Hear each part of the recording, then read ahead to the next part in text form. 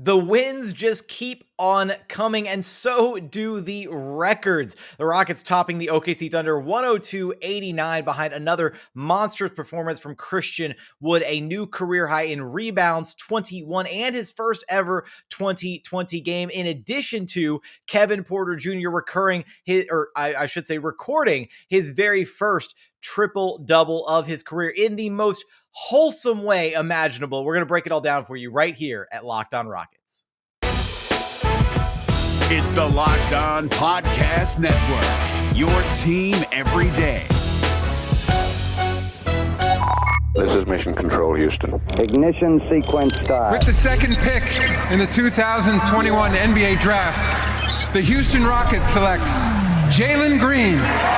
T-minus 15 seconds. Guidance is internal. I'm going to keep working. I'm going to keep getting better every day. I'm going to keep perfecting my craft. And every time I step on that floor, I'm coming. 6, 5, 4, 3, 2, 1.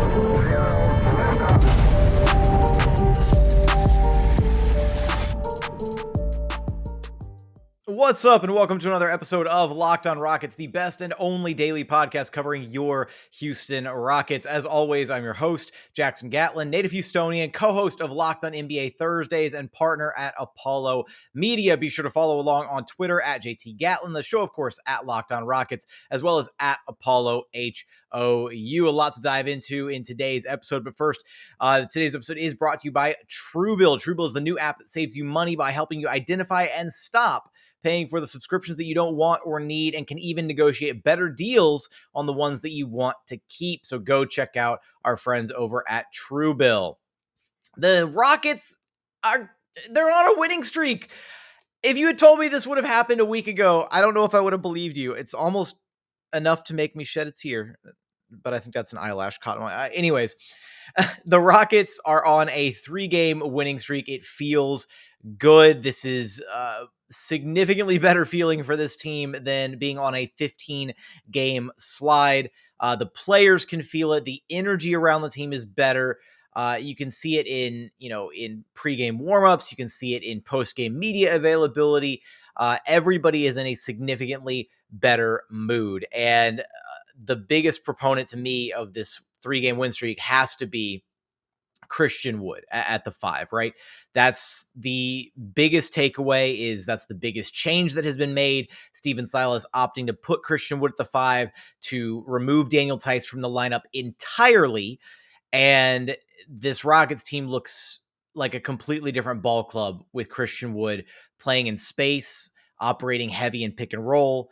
Christian Wood said post-game after the OKC win that Stephen Silas wants him to just repeatedly over and over and over spam the pick and roll, right? Just that's his goal, is to get him involved in the pick and roll action so much, because it creates so many mismatches, and the gravity is just unreal from Christian Wood in that lineup. He finishes the night with a new record of his own, his first 2020 game of his career, 24 points, 21 rebounds on 9 of 17 shooting, 3 of 6 from behind the arc. Didn't have any assists in this one after posting a career high. He's had career highs in 3 consecutive games for Christian Wood. That's how good he has been during this 3-game stretch for the Rockets. He had a career high in assists, then he had a career high in points, and now he's had a career high in rebounds. And his first, 2020 game of his career also posted the 3 blocks, didn't get to that part of his stat line. It was a plus 24 in 31 minutes of run against the OKC Thunder. Continues to look really, really solid out there. And in this one, it didn't even feel like, for stretches of this game, it didn't quite feel like Christian Wood was, getting super involved offensively. It felt like they kind of got away from what was really working for them. And I'll get into that a little bit more with KPJ, who did have his first career triple-double in just the most wholesome way possible. But I want to stay focused on Christian Wood here for just a moment, because truly, as this Rockets team moves forward with Christian Wood at the 5, in this 3-game sample size that we have for the Rockets, with Christian Wood at the 5 spot and without running the double big lineup, the Rockets currently have a net rating across these 3 games of, where is it? I had it pulled up, 7.6. They are plus 7.6 points per 100 possessions across these three games. They have a 115.1 offensive rating, and they have a 107.5 defensive rating, good enough for a plus 7.6 net rating across these three games. Now, again, small sample size, but if we were to extrapolate that data and, lay it across and compare it to the entirety of the season, currently, there are only two teams with better than a 7.6 net rating across the entire NBA, and that is the Golden State Warriors with a ridiculous 13.6 net rating, and then the Utah Jazz with a 9.8 net rating. The Phoenix Suns are in third place with a 7.1 net rating. So again, that 7.6 net rating, it's not going to hold up over the long term, but to see the Rockets playing this well over a decent stretch of games against two really solid opponents in the Chicago Bulls and the Charlotte Hornets. And then obviously OKC Thunder, kind of basement dwellers with the Houston Rockets in the Western Conference. It's good to see that this team can actually string together some really, really solid basketball play. And again, a lot of that is built off of the pick and roll game, the pick and roll action between Kevin Porter Jr. and Christian Wood, and what those two guys are able to create in that two-man game and then create for the rest of the team, right? Creating for Eric Gordon, creating for Jae'Sean Tate, creating for Garrison Mathews, all guys who had really, really successful, solid games. Danuel House Jr.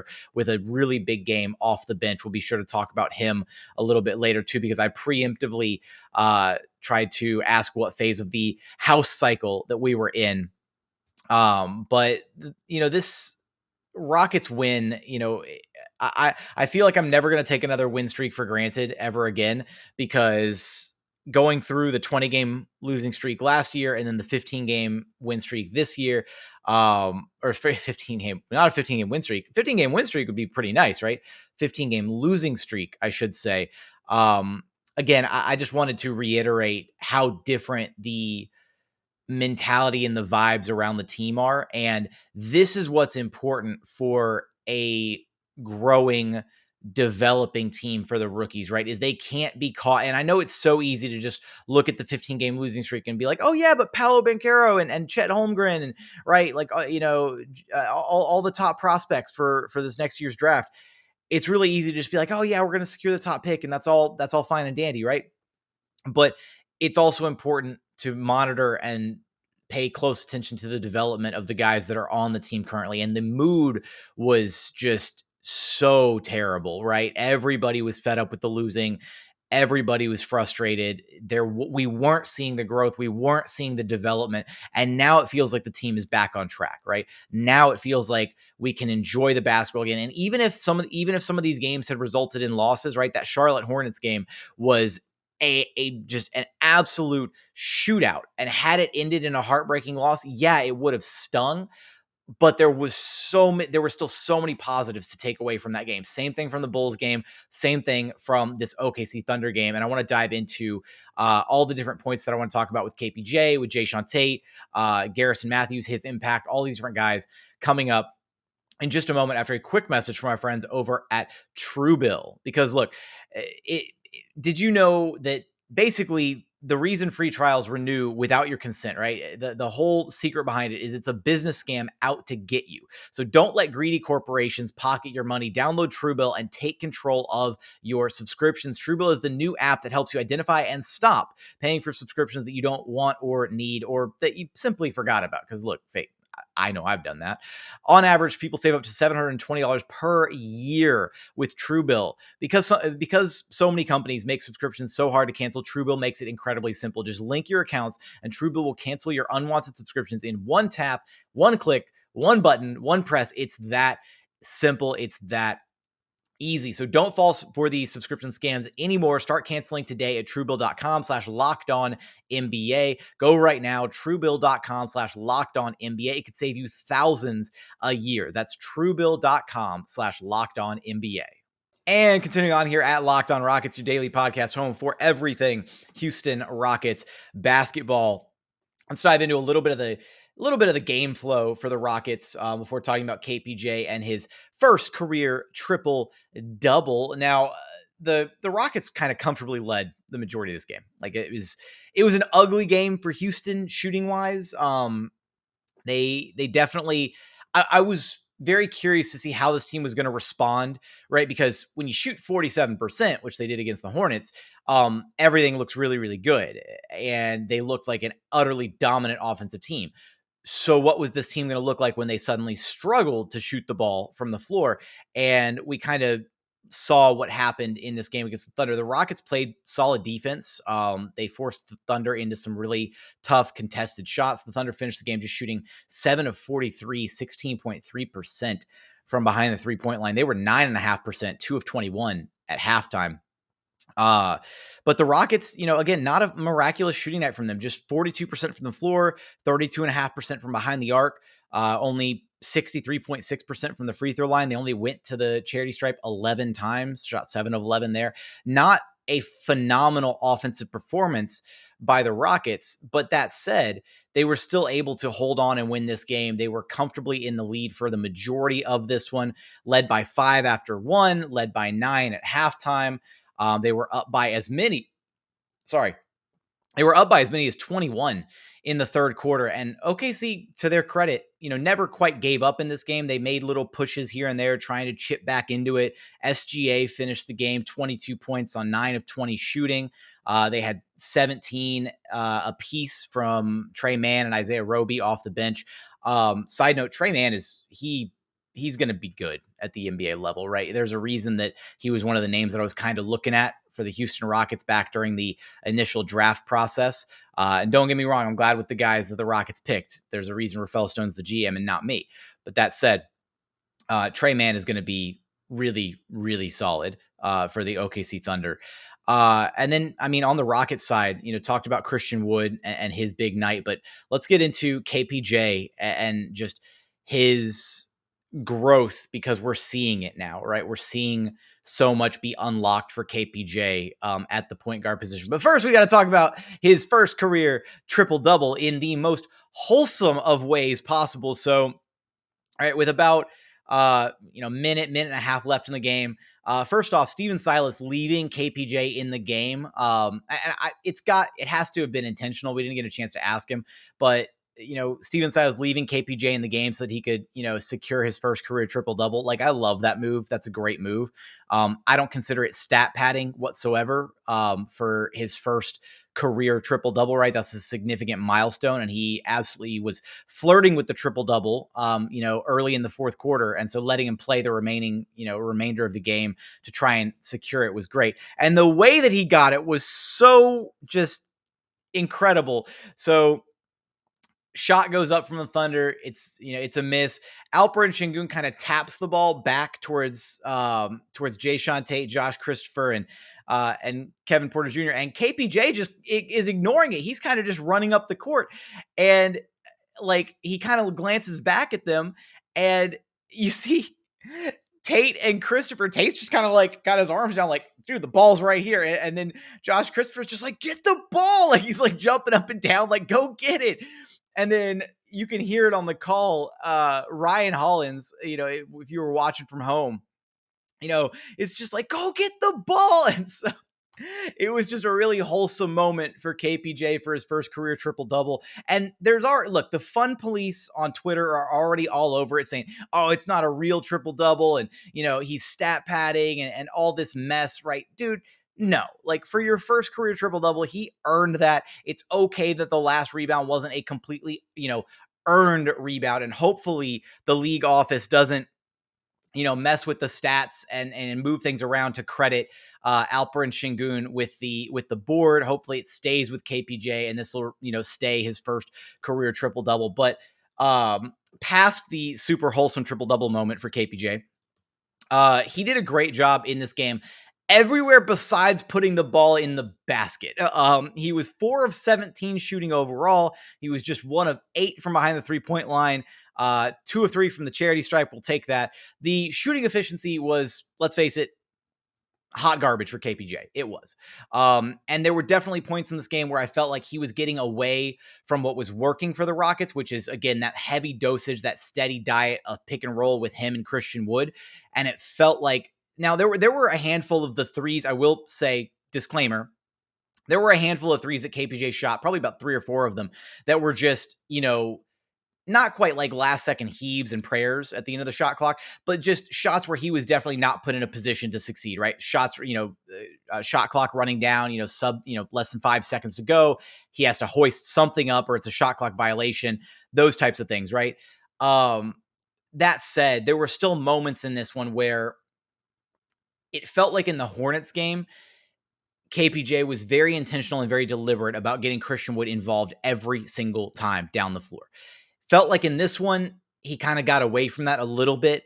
And I'd like to see him have that same aggressive mentality about feeding Christian Wood, because having that level of aggressive mentality about trying to feed Christian Wood on the roll is almost akin to the same level of aggressive mentality about trying to get his, right? Because he's so intentional and so deliberate about it that it forces defenses to play a certain way, right? It almost forces his man to give more attention to Christian Wood as the roller, coming off of screens and things like that, to try and, it just causes more problems for them, for opposing defenses trying to guard that. So I'd like to see him shift a little bit back more into that mentality, but he did a great job getting everybody involved in this game, really finding guys in transition. He had Jae'Sean Tate for an alley-oop dunk in transition.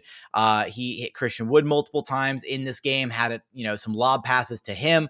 And not only that, he received his own lob pass from Jae'Sean Tate in this one. So after Jae'Sean Tate hit KPJ very early in this game for a transition dunk, a transition alley-oop lob, I should say. Later in the game, KPJ returned the favor, hitting Jae'Sean Tate in transition for his own lob pass, which somebody pointed out on Twitter that the only reason KPJ was in position for that lob in transition from Jae'Sean Tate is because he didn't get back on defense in time, which is absolutely true. I will say that's still an area of growth for KPJ, is getting back, transition defense and getting back on defense. But once he is on defense and once he's on that side of the court, his defense has been really, really solid. So again, we'll take the growth where we can, baby steps. But KPJ, again, 11 assists, only 4 turnovers in this game. It's growth from KPJ. He has 23 assists over the last 2 games, and he has looked so much more comfortable with the spacing that is out there, being able to run a steady diet of pick and roll with Christian Wood, and the offense being built, all the little offshoots off of that side of the offense. The Rockets mixing in more cutting actions, the Rockets mixing in little flare screens off the ball to get shooters open, e.g. Garrison Mathews, those guys. Just seeing all these little developments and how this offense, could have looked for the early part of the season and unfortunately didn't. I'm just glad we're finally at this point. And then KPJ also said that, the biggest thing for him was the time that he missed while he was sitting out, right? That he kind of was able to look at film, was able to look at the game through a different lens, and was able to catch and find some of the reads, some of the things that he wasn't noticing before. And he's come back in with a new mindset, with a new, feel for his game as the point guard of this team. And it's been a really, really great sight to see. So I want to wrap up final points, final thoughts from this game. Still want to talk about Jae'Sean Tate, Garrison Matthews, their impact. Armani Brooks struggling a little bit from outside. Alperen Shingoon and some fun hustle stats from him. And we'll get there in just a moment after a quick message from our friends over at betonline.ag. Because look, when it comes to betting, BetOnline is your number one spot for all of your football and basketball action this season. They've got you for more odds, props, lines, and everything than any other betting site you could possibly imagine. Head over to their updated website and use promo code LOCKEDON to receive your 50% welcome bonus on your very first deposit. Again, that's a 50% bonus when you use promo code LOCKEDON. That's LOCKEDON on your very first deposit. Again, they got you for basketball, football, NHL, boxing, UFC, even your favorite Vegas casino games. So don't wait to take advantage of all the amazing offers available for the 2021 season. BetOnline is the fastest and easiest way to bet on all of your favorite sports. Bet online, where the game starts.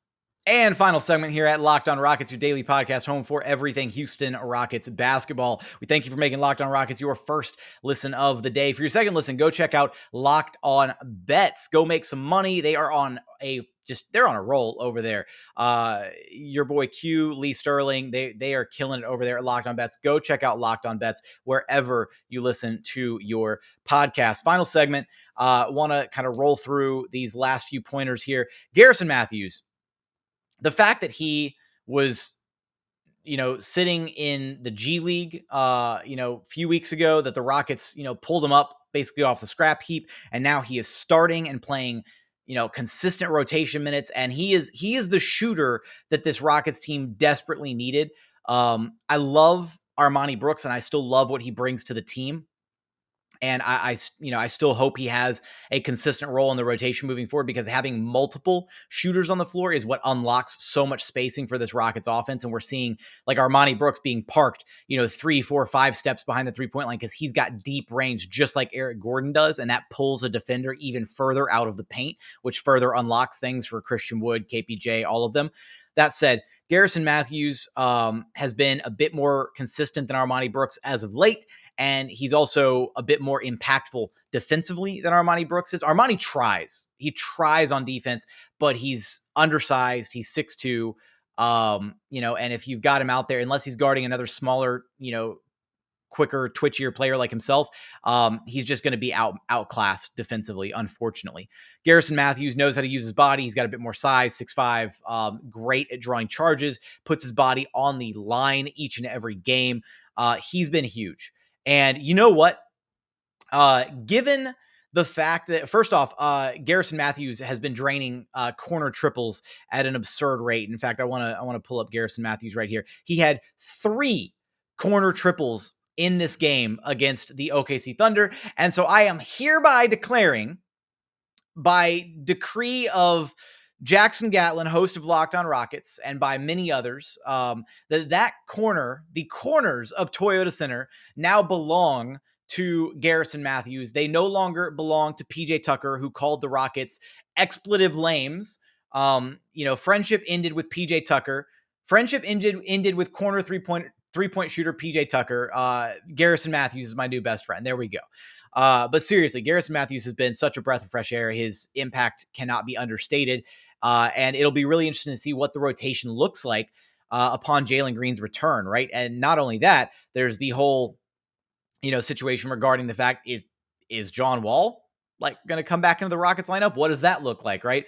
A couple thoughts on that, in just a second here at the very, very tail end, to tease us into our very next episode, our weekly episode with one Kelly Eco of The Athletic. So we'll have plenty of ground to cover with Kelly in our very next episode. But Garrison Mathews has been huge. 19 points, 5 of 11 3-point shooting, 7 of 14 overall. He had a couple plays where he was able to cut to the basket, had a great feed where he was cutting the basket from Jae'Sean Tate. And again, I mentioned it in one of Garrison's very first couple games as a Houston Rocket, where I was like, okay, Jae'Sean Tate is no longer the only good cutter on this basketball team. Garrison Mathews understands how to use his gravity as a 3-point shooter when defenses are overplaying him, to then just make a quick cut backdoor. And he's, great at doing it when he knows who the passers are on the team, right? So great at cutting when Jae'Sean Tate has the ball, great at cutting when Alperen Shingoon has the ball, right?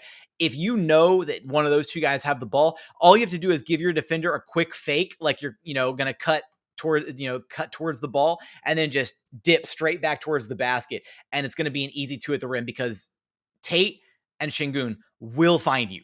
That ball will find its way directly into your hands, into your shooting pocket, into your chest, wherever. If you're cutting, if you're trying to spot up for a shot, all you have to do, if you're playing with those two guys, is get the movement, right? Get open and the ball will find you. So speaking of that, right, Jae'Sean Tate, another really impressive bounce back performance from him. 15 points, 7 of 12 shooting, missed his only 2 3-point attempts, but he had 6 rebounds, 8 assists, and a steal, and 0 turnovers, plus 24 in 28 minutes of run for Jae'Sean Tate. Right? There's I feel like amongst Rockets fans, there's like a divide between people who think Jae'Sean Tate is overrated and people who think Jae'Sean Tate is underrated. And I'm kind of like I feel like I probably skew more towards he's underrated because I genuinely think that Jae'Sean Tate is the type of like guy who you have in a 7 or 8 man like championship rotation. I'm sorry, right? Because he gives you so much of everything else on the basketball floor, even though the shooting isn't always there. It's very Draymond Green-esque. It's very Andre Iguodala-esque, right? The reason the Warriors get away with having those guys play heavy minutes is because they bring you so much else to the table. They bring you playmaking. They bring you defense. They bring you hustle. They bring you team defense. I mean, just the list goes on and on. They bring you inside play, right? So for all those little things that Jae'Sean Tate brings, even though sometimes he doesn't hit his three ball as consistently as we'd like him to, right? He is a secondary playmaker on the floor. He's a defensive stopper. He's the best one-on-one defender on the Rockets starting lineup. He takes the toughest defensive assignments. It's really amazing to see what he's able to do on a nightly basis. And for him to come back and just 2 games after being removed from a game where he had really, again, I said it was uncharacteristic when he had the 5 turnovers because it truly is. Jae'Sean Tate does a really great job of being a wing who takes care of the basketball. He really is kind of a point forward-esque type guy. And in this game, they even had some sets where they put Jae'Sean like in the post and he was either able to create for himself and just get a bucket or create for, a teammate with, a skip pass across the floor. And I love when they mix up the offensive looks like that, right? Because yeah, it's great. Run the steady diet of pick and roll with Christian Wood. That's obviously like the bread and butter. It should be the number 1, 2, 3 options offensively for this team. But then mixing things up occasionally is what, keeps the defense on its toes and can create some really easy looks. And seeing how they're utilizing Jae'Sean Tate offensively is great. And again, he's just such a bully inside the paint. Like once he gets inside the paint, some of the finishes that he has, I'm scratching my head thinking, how did he get that shot off with, 2, sometimes 3 defenders around him? He just powers up through them. He's got those gigantic shoulders. Like it's ridiculous what he's able to do in the interior. He doesn't play like he's 6'4". Jae'Sean Tate is 6'4", but he plays like he's about 6'10", 6'11". Like it's ridiculous. He plays big and much bigger than he actually is. Do want to mention Danuel House Jr., who came into the game and like the very first possession of the game, dribbled the ball up and dribbled into like a long contested 2. And I jokingly had to throw out, which phase of the house cycle are we in? And he shut me up really quick. I did follow up by saying that Danuel House is at his best when he's playing within the flow of the game and not trying to force things. And it felt like that very first possession, he was trying to force things. And then after that, it felt like he kind of settled down a little bit and got back into what he had, what he did against the Bulls, what he was doing, it just basically flowing, right? Letting the offense come to him, letting other guys kind of create his shots, letting the ball move around the perimeter and find him naturally within the flow of the offense rather than just trying to do everything himself, right? By trying to create stuff that isn't even there. And he finishes the night 12 points, 5 of 9 shooting, 2 of 4 from behind the 3-point line, had 8 rebounds. Really, really productive evening for Danuel House Jr. off of the bench. And again, he's a guy that can still be a really strong contributor to this basketball team. I'm not, if he's playing consistently and if he can be in this good phase of the house cycle, there's no reason why he shouldn't get, anywhere from 10 to 15 minutes a night in the rotation because he does continue to give the Rockets what they need, which is floor spacing, speed, athleticism, solid to above average defense. Like all those things Danuel House Jr. can bring to the table. So as long as he's playing at this level, I'm totally cool with Steven Silas continuing to give him minutes. There's no need for him to be squeezed from the rotation because the Rockets do lack a bit of size, unfortunately. And Danuel House Jr. is their lengthiest wing. He gives them, 6'7", 6'8" wing, decent wingspan, a little bit more size and length at that 4 spot next to Christian Wood or Alperen Shingoon out there on the floor, which brings me to my final guy, Alperen Shingoon, that I want to talk about, who had an absolute hammer of a dunk in this game. Maybe a bit of a frustration dunk from Sengun, a little bit, maybe. I will say, God, still fighting this cough. Sorry. My bad, guys. I apologize. So I will say that the Rockets need to do a much better job of when Sengun is in the game of finding him, right? He does a great job, sealing his man on potential post-ups. And it really feels like this team, apart from DJ Augustine at times, it really feels like this team doesn't have anybody, and this includes KPJ, that is capable of throwing like an adequate entry pass to the post. We see it a lot with Christian Wood when he's trying to seal. One, Christian Wood doesn't do nearly as good of a job sealing his man in the post as Alperen Shingoon does. That said, Christian is also a bit more adept at, he can kind of catch the ball from anywhere and then just go with it.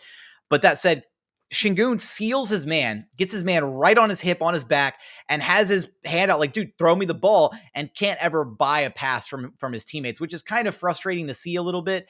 I'd love to see Shingoon get a few more post touches when he's in the game because things run so smoothly through him. That said, he does generate a lot of offense for this team off of the dribble handoffs and the created opportunities on the perimeter. I talked a little bit last show about the dynamic between he and Armani Brooks and how those two guys look on the perimeter when they're running dribble handoff sets together. Armani, unfortunately, is struggling in this game, just 1 of 7 shooting behind the 3-point line. But if you were watching this game closely, there were still moments where you could see, Armani and Shingoon kind of dancing together on the perimeter, trying to create opportunities for Armani, whatever. But Shingoon, letting out a little bit of frustration, I think, with that, monster slam at the rim. Absolutely, posterizing, basically dunking on the entire Thunder franchise that traded him away, right? It was that beautiful of a play. So,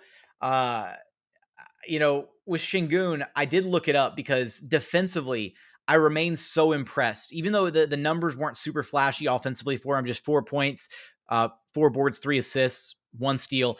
Defensively, he tips and deflects the basketball so many times, right? It happened. He had a play where he like tipped the basketball, and I said something like, "Oh wow, Shingoon's hands are so quick," and then he did it like 2 or 3 more times in the span in the stretch of like his first half minutes. And I was like, okay, I got to look this up. Like I need to find out what this stat is. So I went and dug up the player hustle stats for rookies. For deflections, for total deflections among rookies, Alperen Shingoon is ranked number 5 in total deflections among rookies. So in order, we've got Herbert Jones for the New Orleans Pelicans has 59 deflections. Scotty Barnes has 53 deflections. Jalen Suggs has 52 deflections, and Franz Wagner has 48 deflections. And then Alperen Shingoon comes in with 46 deflections at number 5 amongst all rookies. The difference is Alperen Shingoon has about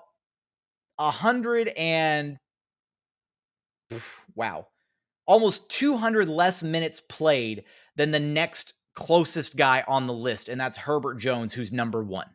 Alperen Shingoon has played a total of 346 minutes.